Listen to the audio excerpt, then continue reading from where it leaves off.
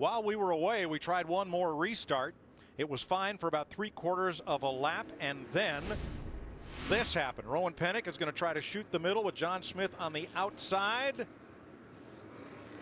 Just doesn't have enough room. That contact sheds the right front from Pennick's car and breaks the steering. He limps around to the pit, and that's caution flag number 7. Bob. Down here, we've caught up with Corey LaJoie, who was in that tough hit earlier on in this race. Looks like you're okay. What caused that wreck?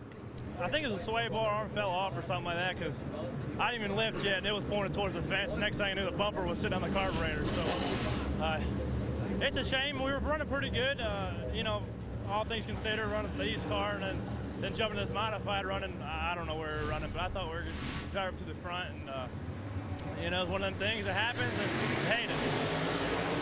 Tough break for LaJoie, 3rd generation modified driver.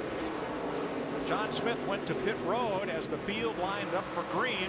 Brian Newman leads him, but here comes Eric Beers in the red 45. He may pose the first threat to Newman today. Beers is absolutely storming here. The Northampton, Pennsylvania driver. Car number 45 running in 2nd spot, right on Newman's bumper. Stefanik 3rd, Silk in 4th, Kobe up to 5th, Eric Berndt. But the battle is all for the lead, as it is for 4th place. Side by side, Silk is going to lose the spot to the 52 of Doug Kobe on the right of your screen. And Todd Szegedy, our onboard camera car, has worked his way back up into the top 10 after having to dodge every wreck we've had tonight. Now he works to the inside of Woody Pitcat in the 28. It's a little loose. Shoves it in on the bottom. And that view you see with the air cleaner sticking right through the middle of the hood, that is what it is really like behind the wheel of one of these things. That air cleaner gets in your way of seeing where you're trying to go. And the first time you climb behind the wheel, you say, how am I ever going to see anything? Yeah. And by about your 3rd time on track, it's like it's not even there.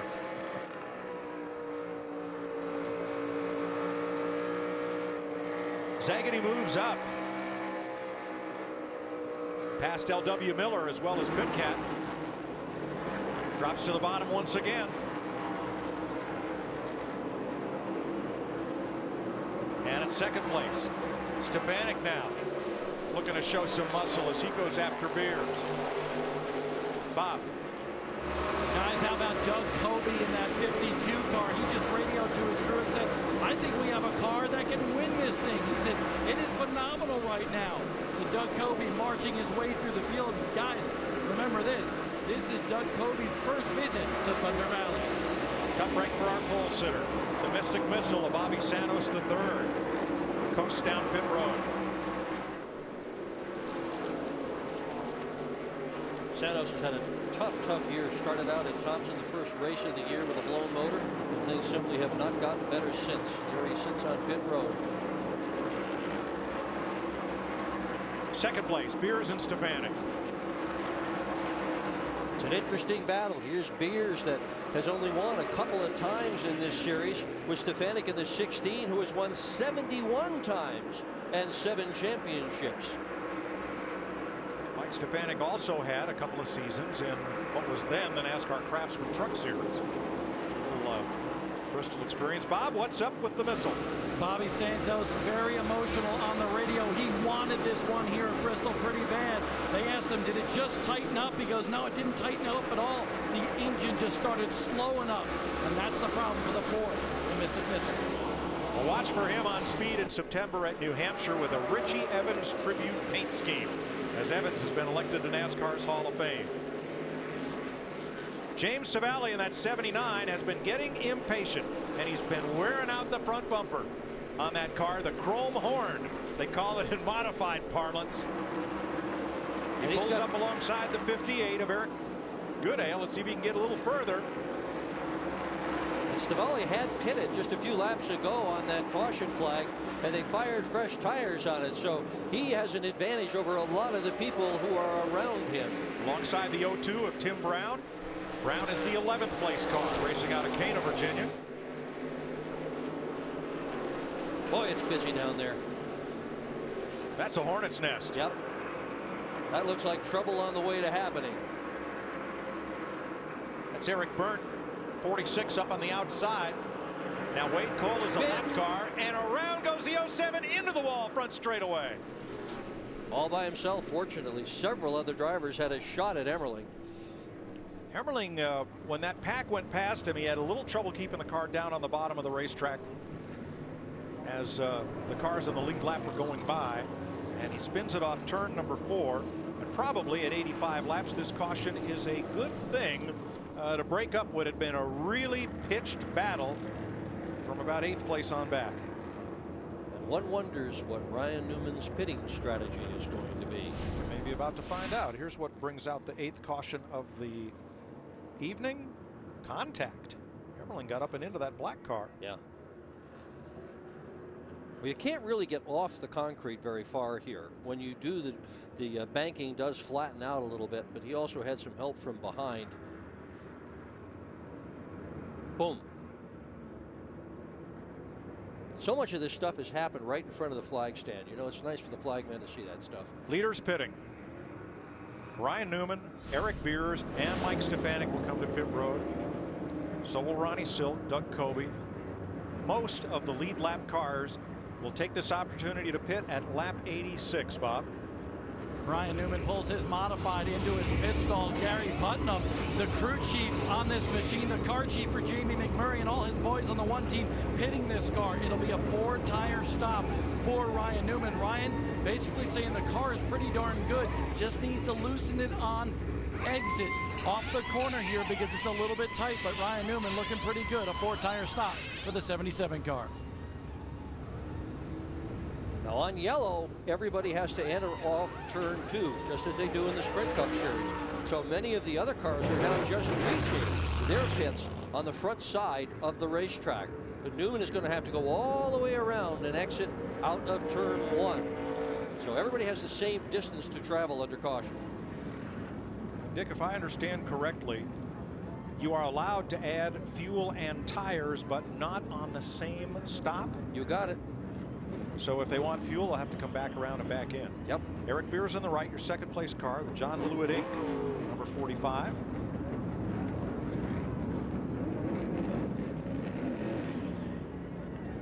And Newman first off the pit lane ahead of Stefanik, then Beers, and then Jason Myers. Todd Szegedy elected not to pit under this caution. He'll be our leader when we go back to green.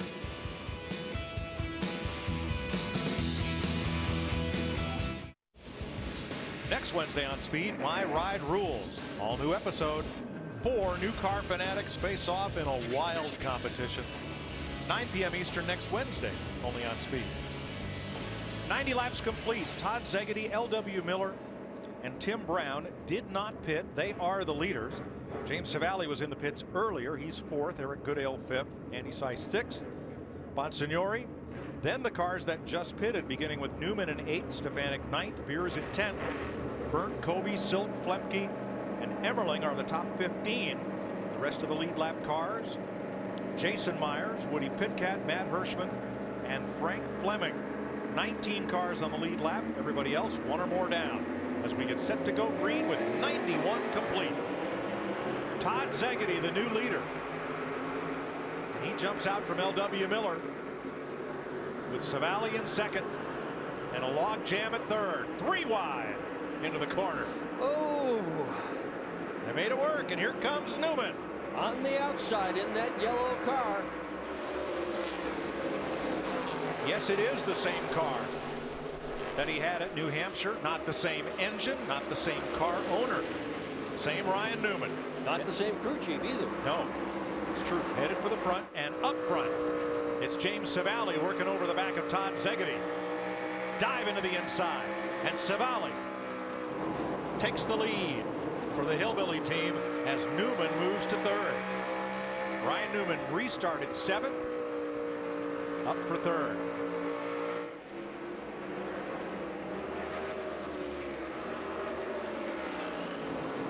Slowing on the backstretch, Doug Coby heads for pit road. 18 cars on the lead lap as we're coming up on 2/3 distance. 11th and 12th place battle. Teddy Flimpke on the bottom in that number 10, going by the 73 of L.W. Miller. Trying to get that silver car of Eric Berndt. Yeah. Now, moments ago in the back straightaway, Justin Bonsignor didn't get off the corner well at all. And that's because the 2 cars in front of him slowed up. He almost got into the back of Tim Brown to turn Tim around. Everybody got away okay after a bit of contact. This has been a wild night. This is more of what we expect from the modifieds. The pushing, the shoving, not the wrecking, but the pushing and shoving is definitely part of this deal. Well, Bonsignor in the 51 has gotten past Goodale and Tim Brown. And that is 6th, 7th, and 8th place right there. The 3 moves aside, and Matt Hirschman goes down a lap.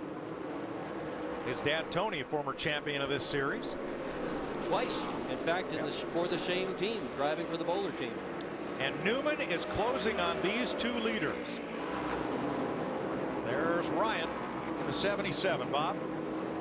Well, for all his troubles, the 2 of Tom Szegedy feels like they're in a very good place right now. They've pitted numerous times as he tries to duck underneath James Savali, but they're good to go for the rest of the distance, as is the leader of this race, James Savali, right now. They took 3 tires on a caution period just a short time ago. Both of those drivers feel they'll go to the distance and challenge for this win. Yep. But here comes Newman on the outside in that 77. So Szegedy looks low for the lead, and they come off 3 cars under a blanket off turn 4. Wow.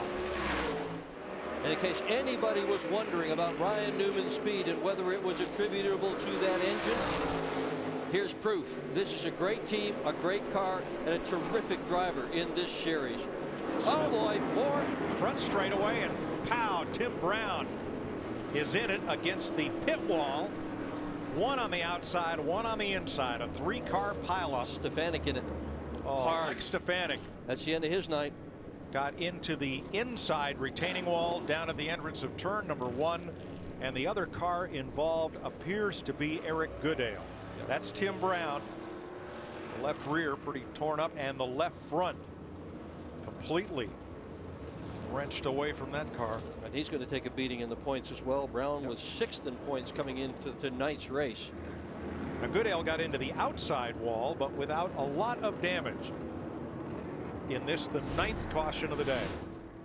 Let's see what happened. It's Ronnie Silk in the white number 6 on the bottom. And there it starts. Goodale in the wall, kapow, kaboom, and then you're a passenger. Stefanik going to hit the wall again. No steering, no brakes. That's what happens.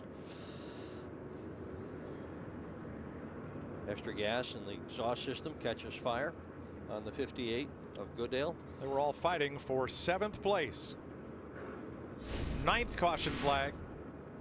There's Mike Stefanik, 7-time titleist to the modifieds, plus 2 championships in Busch North. Looking for 1 for the other thumb.